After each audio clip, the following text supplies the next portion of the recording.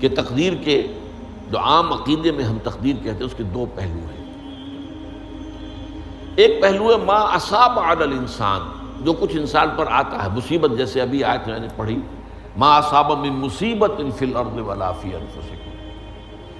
ہم ہر وقت زد میں ہیں، کوئی تکلیف آ گئی، کوئی مصیبت آ گئی، کوئی بیماری آ گئی، کوئی حادثہ ہو گیا، کوئی بچہ فوت ہو گیا، کوئی عزیز جو ہے وہ فوت ہو گیا، یہ ہر وقت حوادث ہے۔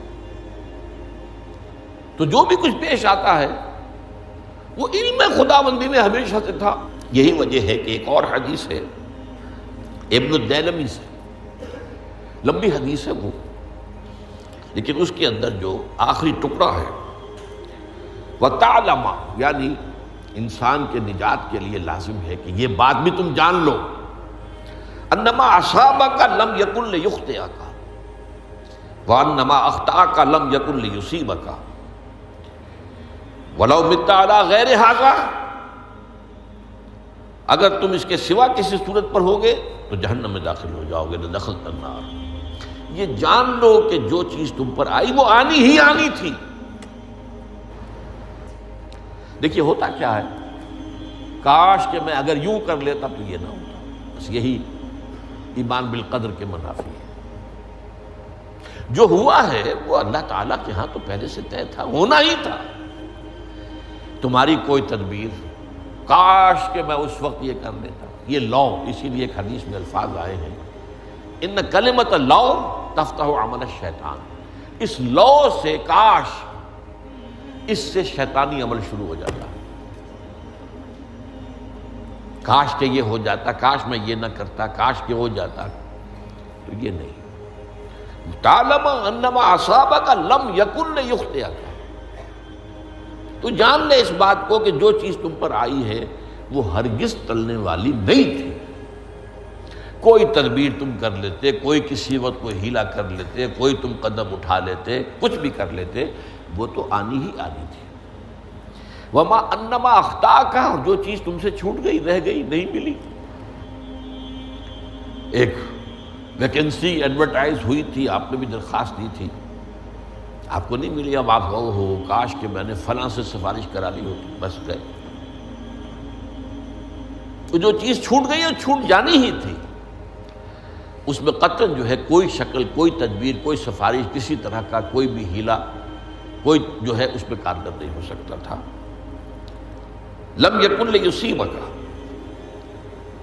ومت علی غیر ذالک، اگر تو اس کے سوا کسی کیفیت پر تیری موت واقع ہوئی، اگر یہ یقین نہیں ہے، یہ ہے تقدیر کا وہ مفہوم کہ جس کا تعلق ہے علی ما اصاب الانسان، جو انسان کے اوپر وارد ہو رہا ہے، اس کے ضمن میں تقدیر کا مفہوم کیا ہے، کہ جو ہوا ہے وہ تو ہونا ہی تھا، اس میں تو کسی شک و شبے کی گنجائش نہیں، بالکل قطع اللہ تعالیٰ کا فیصلہ ہے۔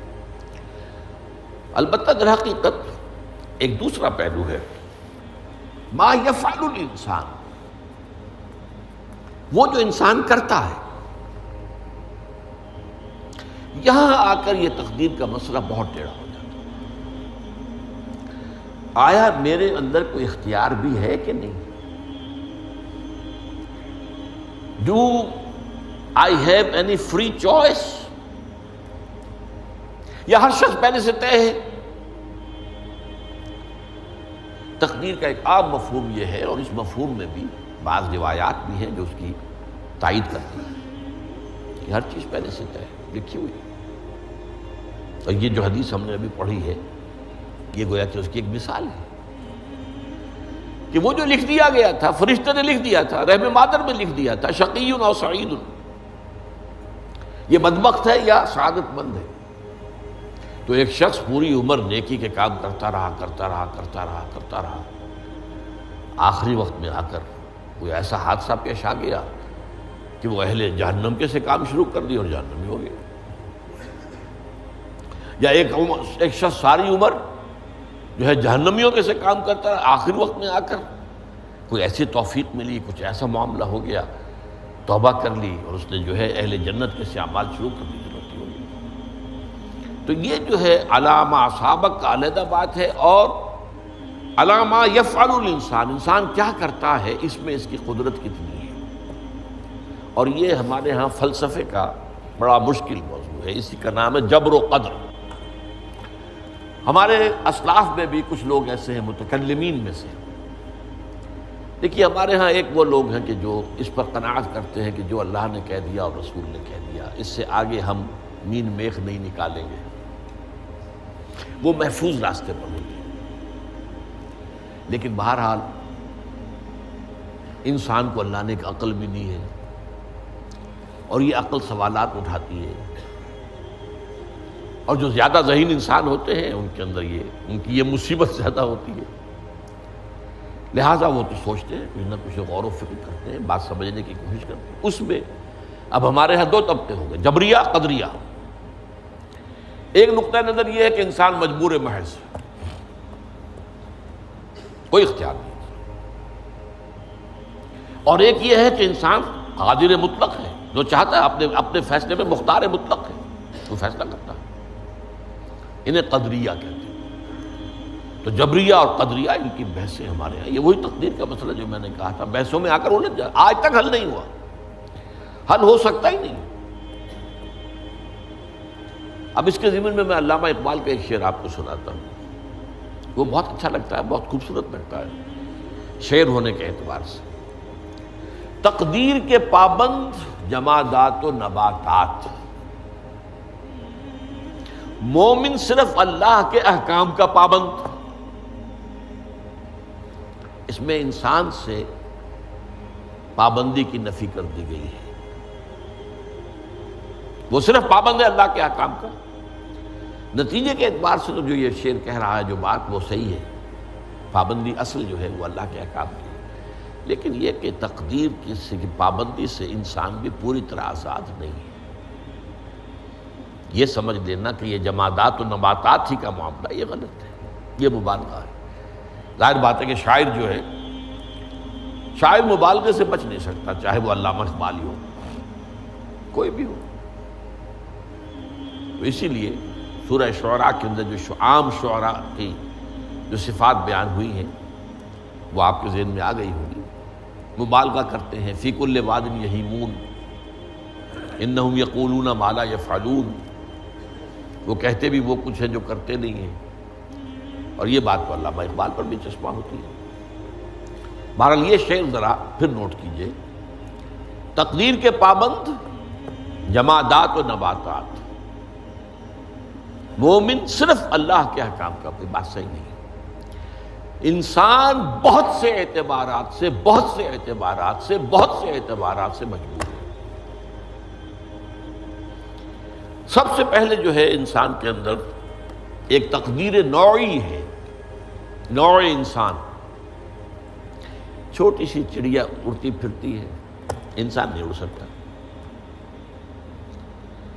آپ نے ٹھیک ہے مشین ایجاد کر دی، جہاز ایجاد کر لیا، آپ دوڑ رہے ہیں، 500 آدمی اور سینکڑوں من سامان لے کر جو ہے وہ جا رہا ہے، 747 ہو یا 757 ہو، یہ کر لیا ٹھیک ہے، خود نہیں اڑ سکتے۔ اب کیا کریں گے آپ؟ یہ تقدیر نوعی ہے، سپیشیز، ہر سپیشیز کے لیے اللہ نے ایک اندازہ مقرر کر دیا ہے، اس اندازے ہی میں رہے گا، اس سے باہر نہیں جا سکتا۔ پھر ایک تقدیر شخصی ہے۔ اب دیکھیے تقدیر شخصی کیا ہے؟ بعض اوصاف و صفات ہمیں وراثتاً ملتے ہیں، we have no choice۔ پہلے بھی یہ بات مانی جاتی تھی، آج جو ہے ذرا سائنٹیفک انداز میں ہم کہتے ہیں جینز میں چلا آ رہا ہے، اس جینز کو کوئی بدل سکتا ہے؟ جو جینز بھی آپ کو ملے اپنے والدین کی طرف سے، وہ آپ کی شخصیت کا ظاہر بات ہے کہ فیصلہ کن طرز پر اس کو ڈھال دیتے۔ جینز ہے، پابندی ہے۔ نمبر 2 یہ کہ خاص طور پر جو گھر کا ابتدائی ماحول ہوتا ہے، ماں کی گود اور ابتدائی گہوارہ گھر کا، اس کے جو اثرات مرتسم ہو جاتے ہیں شخصیت کے اوپر، وہ بھی بڑے مستقل ہوتے ہیں، پختہ ہوتے ہیں۔ ان دونوں چیزوں کو ضرب دے لیجئے،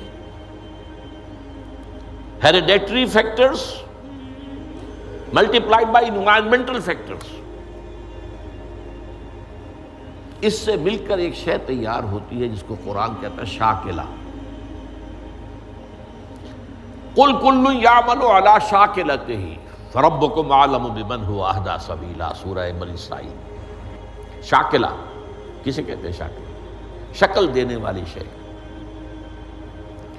آپ کو لوہا ڈھالنا ہے، کوئی خاص پرزہ بنانا ہے، اس کا پہلے سانچہ بناتے ہیں۔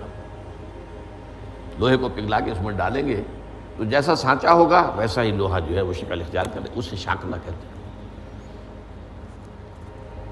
یہ شاکلہ جو ہے ہر انسان کا، اس سے باہر انسان نہیں جا سکتا۔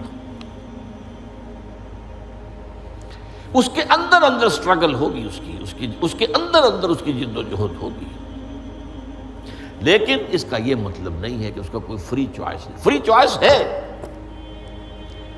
لیکن وہ فری چوائس انہی حدود کے اندر کام کرے گا، اس سے باہر نہیں۔ اس بات کو مختلف احادیث میں حضور نے بہت خوبصورتی سے بیان کیا۔ ایک حدیث بڑی اہم ہے، بڑی اہم ہے۔ الناس کالمعادن، انسانوں کی مثال بھی معدنیات کیسی ہے۔